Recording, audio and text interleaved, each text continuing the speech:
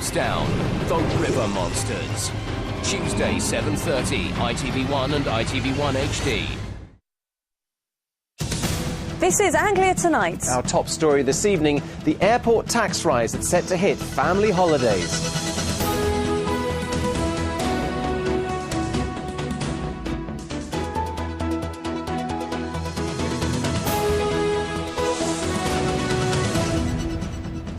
Holiday fears. Why big hikes in passenger duty could add hundreds to the cost of a trip abroad. Could really do with a holiday, but obviously with the credit crunch, was counting the pennies as well. Tonight we ask a travel expert what you can do to keep prices down. Also in the programme, guilty, the tanker driver who caused this horrific rail crash says sorry to the victims. Parents heartbreak as their tiny baby fights for life while they've been told she's too premature to qualify for a much-needed grant. And storm in a teacup, the protesters sticking up for a great British tradition.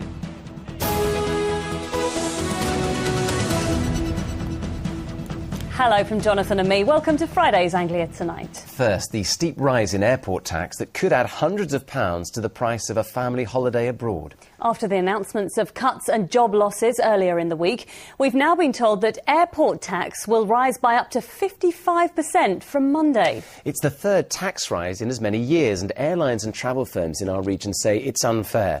They're warning that family holidays could be unaffordable for many as a result. Neil Bradford reports.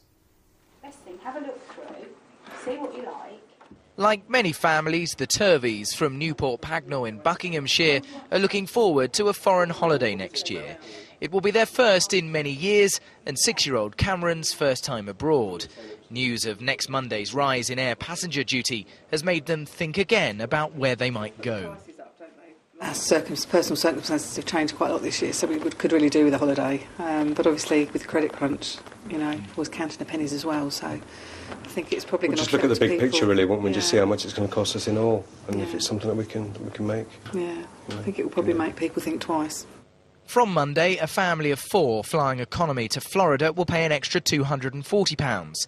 If they flew economy to the Caribbean, they'd pay an extra £300. The same family travelling economy to Australia will now pay an extra £340, £220 more than last year. Travel agents think the increase may be too much for some. Well, I think the feeling is that it is one of resignation, but there obviously is a point at which people say we can't afford to go.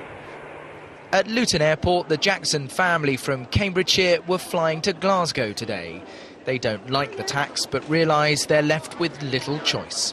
What are you going to do? If you want to get somewhere, you've got to pay it, so you don't really have much choice in the matter. It's a flat rate, so it's not in line with people's earnings, etc. So it's just going to restrict where people can go. So on that basis, I don't think it's very fair. We've got my daughter living abroad in Zurich, and so if we want to see her, we're forced into paying the extra charge. The average plane leaving Luton on a short-haul flight carries around 150 passengers. That's generating about £1,800 in airport passenger duty. Times that by the 3 million passengers that leave this airport every single year, then that's £36 million in tax that has been generated. But across the terminal, the business jets pay nothing. Luton-based airline EasyJet says that's unfair. Transfer passengers at Heathrow don't pay tax. Private jets don't pay tax. Cargo planes don't pay tax. Let's be fair and have a fair tax. David Cameron promised EasyJet a review of air passenger duty when he visited the company during the election campaign. The airline hopes he's as good as his word. So too, it seems, to passengers. Neil Bradford, Anglia News, Luton. So then just how damaging is the tax rise going to be? It's a question we put to Bob Atkinson, a travel expert from the company TravelSupermarket.com, a little earlier.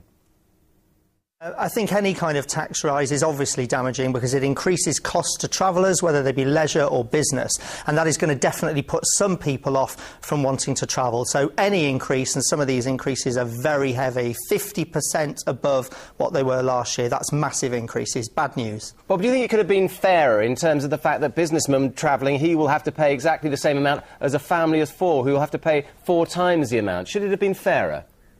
Well, this tax isn't fair at all. It's a regressive tax. It's a flat amount of money you pay, whether you be on a very cheap ticket or a very expensive ticket in economy, and a higher rate if you're travelling in the higher cabins.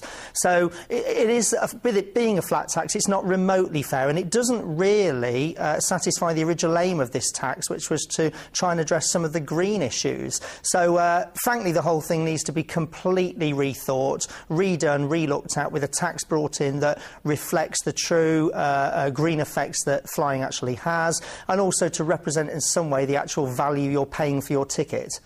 And very quickly, is there any advice that you can give to families to try and keep their costs down? Well, the main thing that families can do is to firstly try and set a budget, and then to plan ahead well and research well, use the internet and all the resources out there to shop around. And that's the only way you're going to get the best deal, by shopping around and factoring the fact that these taxes are something you can't avoid, and you're going to have to do it as part of your overall cost. All right, Bob Atkinson, we'll leave it there. Thank you very much for your time this evening.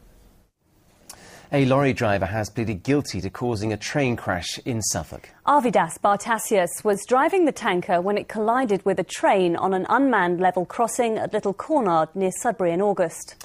Today he appeared in court, charged with endangering the safety of railway passengers. Our reporter Tom Barton was there.